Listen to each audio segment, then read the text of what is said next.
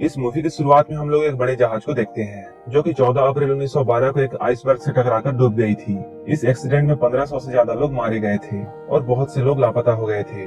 इस घटना को अब 84 साल बीत चुके हैं। अब एक रिसर्च टीम उस टाइटैनिक जहाज को ढूंढने के लिए जाती है क्योंकि इस जहाज में दुनिया का सबसे कीमती डायमंड है जिसका नाम है हार्ट ऑफ द ओशन। ये लोग अपने साथ काफी मॉडर्न मशीनें ले जाते हैं जिसकी वजह से ये लोग टाइटैनिक जहाज को ढूंढ लेते हैं और उसके अंदर आसानी से घुस जाते हैं। ये लोग उस डायमंड को ढूंढने के लिए अपनी पूरी ताकत लगा देते हैं। काफी ढूंढने के बाद इन लोगों को एक बॉक्स मिलता है जिसे देखकर ये सारे लोग बहुत खुश होते हैं। लेकिन जब ये लोग उस बॉक्स को खोलते हैं, इस बॉक्स में उन्हें कुछ पैसे और एक फोटो मिलती है जिसे देखकर ये सारे लोग उदास हो जाते हैं। जब ये लोग उस फोटो को साफ करते हैं तब ये देखते हैं ये एक लड़की की फोटो है और इस लड़की के गले में वही डायमंड था जिसे ये लोग ढूंढ रहे थे। फोटो के नीचे एक तारीख भी लिखी होती है, 14 अप्रैल 1912।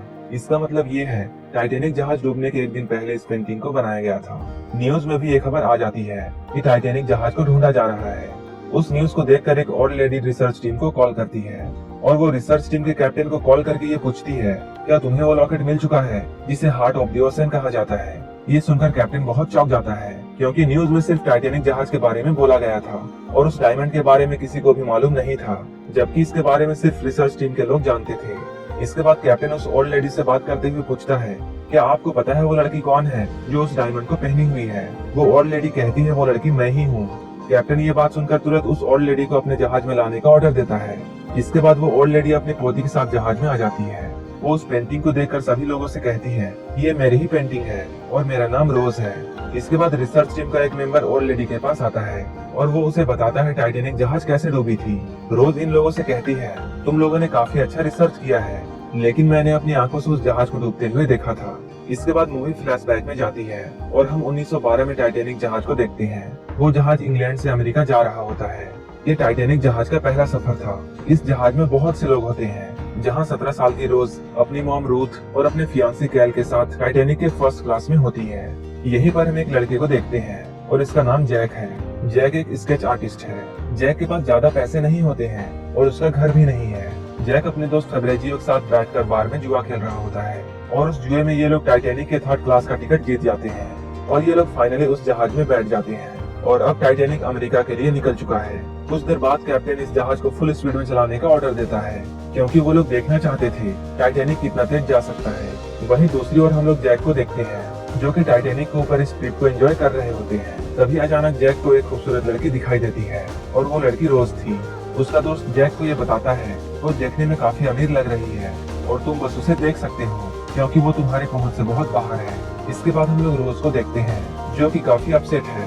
वो इस बड़े से जहाज में बैठकर भी खुश नहीं थी क्योंकि उसे जबरदस्ती न्यूयॉर्क ले जाया जा रहा है ताकि उसकी शादी उसके फियांसे से हो जाए।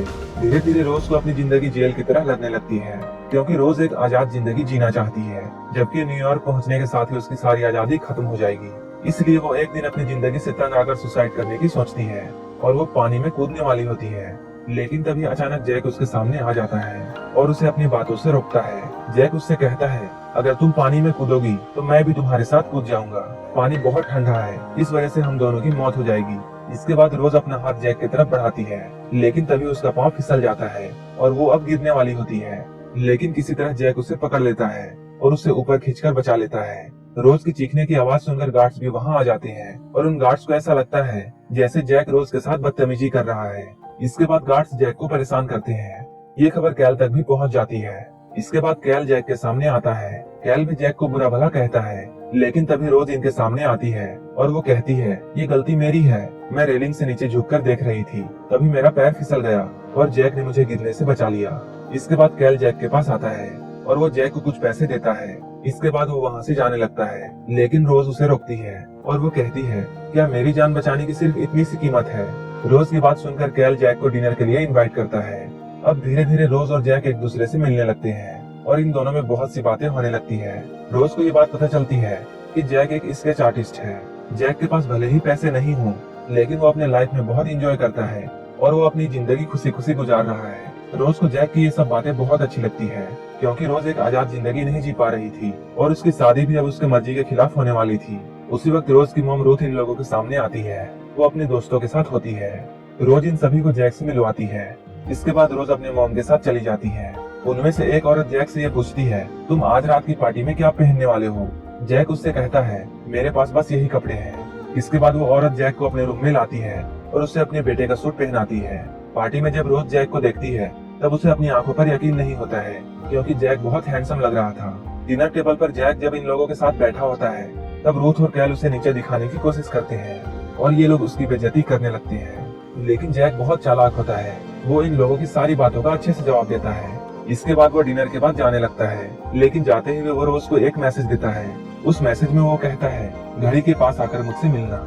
रोज जब जैक के पास जाती है तब जैक उससे कहता है, क्या तुम असली पार्टी देखना चाहती हो? इसके बाद वो अपने जैसे लोगों की पार्टी यानी थर्ड क्लास लोगों की पार्टी में लेकर जाता है, जहाँ सारे थर्ड क्लास के लोग डांस कर रहे होते हैं। ये सारे लोग एक साथ बहुत एंजॉय कर रहे थे। इन लोगों में कोई भी एक दूसरे को नीचा नहीं दिखा रहा था, जबकि सारे लोग एक साथ खुशी से डांस कर रहे थे। रोज को ये सारी चीजें बहुत पसंद आती है। इसके बाद वो भी जैक के साथ खुशी से डांस करने लगती है। इन लोगों को डांस करते हुए कैल का एक आदमी देख लेता है और वो जाकर कैल को सारी बातें बता देता है। अगली सुबह कैल और रोज जब एक साथ ब्रेकफास्ट कर रहे होते हैं तब कैल रोज पर गुस्सा करता है। कैल यहाँ रोज को बहुत सारी बातें कहता है और उसे गाली भी देता है। इसके बाद हम रोज को उसकी मॉम से बात करते हुए देखते हैं, जहाँ उसकी मॉम रोज से ये कह रही होती है, अगर तुम कैल से शादी कर लोगी तो हमारी बहुत सी फाइनेंशियल प्रॉब्लम्स खत्म हो जाएंगी। इसके बाद रोज अपनी मॉम की बात मान लेती है और वो डिसाइड करती है कि अब वो जैक से नहीं मिलेगी। लेकिन अगले ही पल जैक उससे मिलने के लिए आता है और जैक उससे कहता है, मैं तुमसे प्यार करता हूँ और मैं अपनी सारी जिंदगी तुम्हारे साथ गुजारना चाहता हूँ। लेकिन रोज को कुछ भी समझ में नहीं आता है और वो यहाँ से चली जाती है। लेकिन कुछ ही देर बाद रोज को ऐसा लगने लगता है कि वो भी अब जैक से प्यार करने लगी है और वो अब कैल के साथ नहीं रहना चाहती है। इसके बाद वो जैक के पास जाती है। जैक रेलिंग के पास खड़ा होता है। रोज भी जैक के सामने आती है और यहाँ पर ये दोनों एक दूसरे को किस करते हैं। इसके बाद रोज जैक को अपने रूम में ले जाती है और उसे अपना कीमती लॉकेट दिखाती है। ये वही डायमंड था जिसे हार्ट ऑफ द ओशन कहा जाता है। वो जैक से कहती है, तुम मेरा स्केच बनाओ सिर्फ इस डायमंड को पहने हुए। इसके बाद रोज सोफे पर लेट जाती है और ये स्केच वही है जो कि रिसर्च टीम को 84 साल के बाद मिला है। इसके कुछ देर बाद केल जब रोज के रूम में आता है तब वो वही स्केच देखता है। इसके साथ उसे एक लेटर भी मिलता है जहाँ रोज ने लिखा था कि अगर तुम चाहो तो अब इसे कैद में रख सकते हो। केल इस लेटर को पढ़कर बहुत गुस्सा होता है और वो अपने आदमियों से कहता है, तुम लोग जल्दी से रोज और उस लड़के को ढूंढकर यहाँ लाओ। वहीं दूसरी तरफ हम लोग जैक और रोज को देखते हैं जो कि कार्गो रूम में एक कार के अंदर होते हैं। यहाँ पर ये दोनों एक दूसरे के साथ रोमांस कर रहे होते हैं और यहीं पे ये दोनों इंटीमेट होते हैं। इसके बाद ये दोनों ऊपर जाते हैं और एक दूसरे के साथ रोमांटिक बातें करने लगते हैं। रोज जैक से ये कहती है, इस जहाज के रुकते ही मैं तुम्हारे साथ भाग जाऊंगी। यहीं पे हम लोग जहाज के 2 मेंबर्स को देखते हैं जो कि सामने देखने के बजाय इन दोनों की तरफ देखने लगते हैं। तभी अचानक से बर्फ की बड़ी सी चट्टान जहाज के सामने आ जाती है। कैप्टन सारे लोगों को जहाज की स्पीड कम करने के लिए कहता है, साथ ही साथ जहाज को लेफ्ट की तरफ घुमाने के लिए कहता है। ये लोग सारे इंजन्स को रिवर्स में चलाने लगते हैं, लेकिन फिर भी टाइटैनिक जहाज रुकने का नाम नहीं ले रहा था और इस जहाज को अब कंट्रोल कर पाना बहुत मुश्किल था। इसके बाद वही हुआ जिसका डर था। जहाज एक बड़े से आइसबर्ग से टकरा जाती है जिससे जहाज डैमेज हो जाता है और पानी अंदर आने लगता है। जैक और रोज अभी भी जहाज के ऊपर होते हैं और ये दोनों लोग सारा कुछ देख रहे थे। यहाँ ये लोग क्रू मेंबर्स की बात भी सुन लेते हैं और इन लोगों को सारा कुछ समझ में आ जाता है कि अब क्या होने वाला है।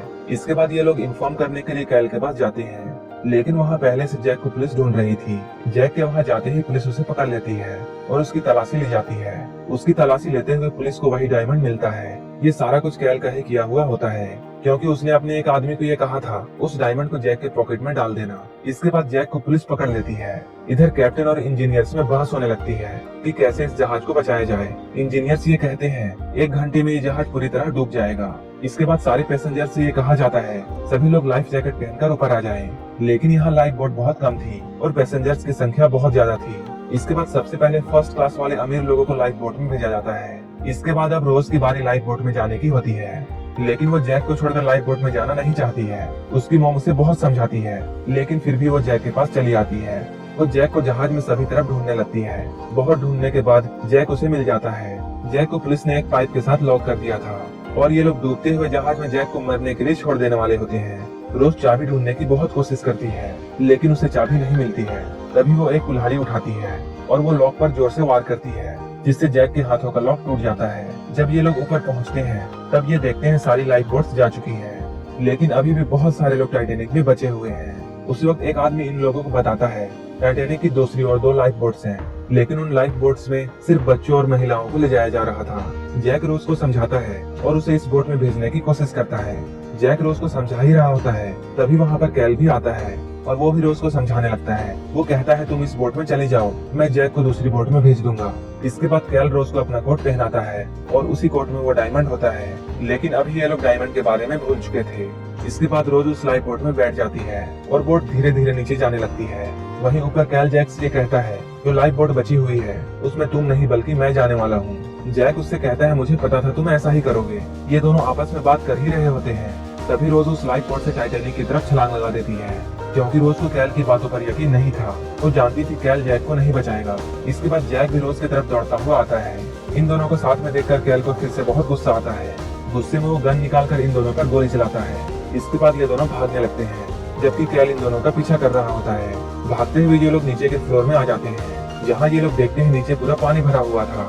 इसके बाद ये दोनों ऊपर जाते हैं। वहीं दूसरी ओर हम लोग कैल को देखते हैं, जो कि अगली बोट में जाना चाहता था और ये बोट टाइटैनिक का लास्ट लाइफ बोट है, लेकिन कैल को वहाँ जाने के लिए अलाउ नहीं किया जाता है। कैल ऑफिसर से कहता है जैसा कि मैंने तुमसे डील किया था मैं इस बोट में जाऊंगा, लेकिन तभी ऑफिसर कैल के सारे पैसे निकालकर उसके मुंह में मार देता है। उसी वक्त कैल को एक छोटा बच्चा मिलता है, जिसे लेकर वो लाइफ बोट में बैठ जाता है।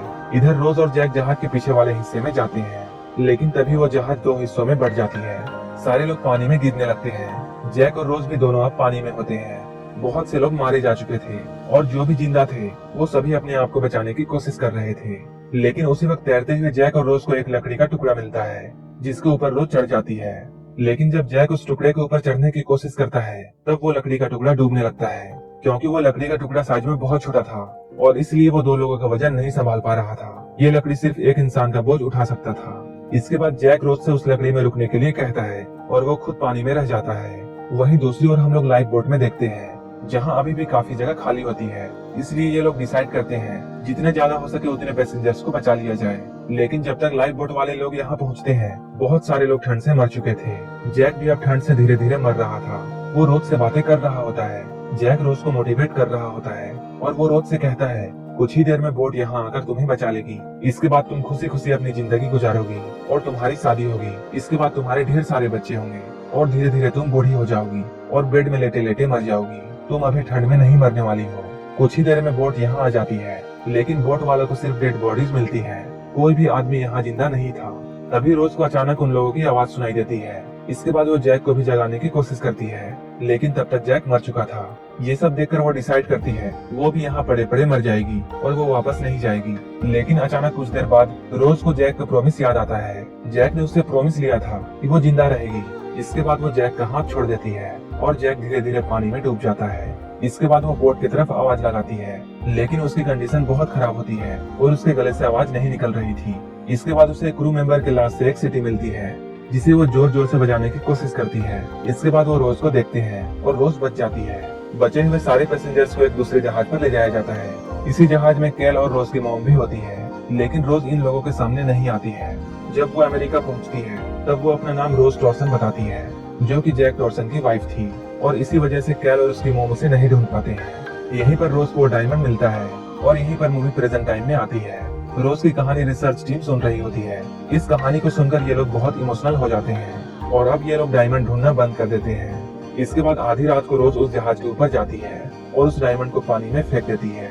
इसके बाद हम मूवी के लास्ट सीन में रोज को देखते हैं, जो कि अपने रूम में सो रही होती है और वो एक सपना देखती है कि वो फिर से टाइटैनिक में आ चुकी है।